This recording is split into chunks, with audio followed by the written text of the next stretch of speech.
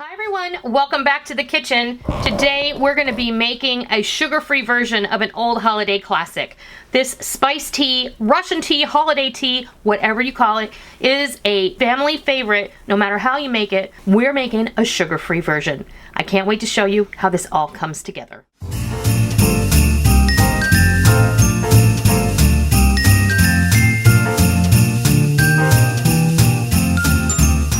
Today we're going to be making a sugar-free version of my mom's spice tea. Now you may know this as Russian tea, Russian spice tea, holiday tea. There are a billion different names and it is totally a throwback to the 70s. But I've had a lot of requests from a lot of people over the years. Could you please tell me how to make this sugar-free? I'm a diabetic, I have a special dietary need, and today we're gonna address that. We have been trying to cut back on sugar for the last year or so, and we've done a pretty good job. The problem is finding a decent sweetener that we like, that works in a lot of things, that doesn't give you stomach cramps, that doesn't cause you intestinal distress. What you start off with, now the original recipe, y'all know, if you're not familiar, it starts off with a whole bunch of Tang or orange flavored drink mix, and that's got a lot of sugar in it. It also has sweetened iced tea mix, unsweetened iced tea mix, and some spices. It's delicious and we love it, but we're trying to make it a little bit healthier and still be able to enjoy those things at the holidays. So what you're going to start off with is 2 cups of unsweetened iced tea powder. I will leave links to the majority of the products that I'm using here today. You can find these in your grocery store. I bought all these things at Walmart. If you're looking for the unsweetened iced tea powder, is usually on the bottom shelf. It comes in a tall jar and it's either going to be Lipton or Nestea brand. So you're going to want 2 cups of that.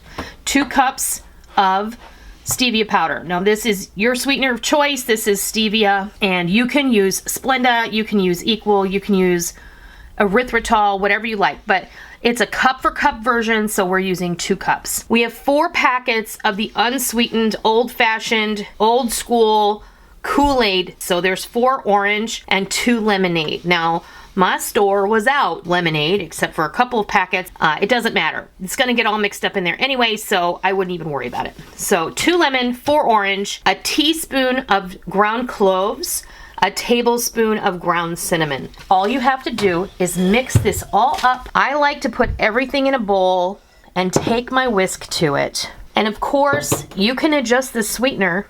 If you like it sweeter, you can add more sweetener. If you like it less sweet, you can adjust it from there. I have found that the original recipe only calls for a cup of regular lemon tea and a cup of unsweet tea, or half cup of unsweet tea, but it's mostly got Tang in it. Since we're not using Tang today, for obvious reasons, because it's, you know, mostly sugar, we have to figure out a way to substitute that orange flavor and that lemon flavor. This unsweetened Kool Aid is the way that I've chosen to do it. I have seen recipes that use Crystal Light. I prefer not to use that because I prefer to avoid aspartame. Now all of your ingredients are in the bowl, and just keep whisking until it's nice and combined. You can put this in your jar and just mix it all up. This is going to make approximately a quart.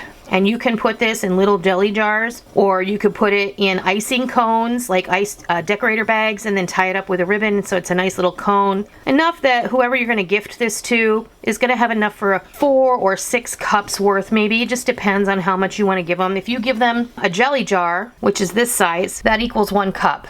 You're going to need 1/4 cup of mix to make a decent sized mug of spiced tea. We're just going to go ahead and jar this up, and then I'm going to come back and we'll make a cup and we'll have Rick taste it. We'll show you what it looks like. Then you can get busy making some of this to give to your friends and family for the holidays. Jarred everything up. Now I'm just putting this in a quart jar because this is going to be for family and we're going to be using that. I can always mix up more later if I'm going to gift this to people. I put 1/4 cup of the mix in my teacup here, and I have some hot water.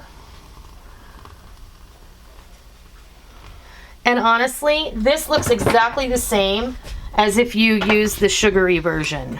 It also foams up like that when you mix it. You can feel free to float some orange in here. You can put a cinnamon stick in there, and it will be nice and festive. Do you want to taste it?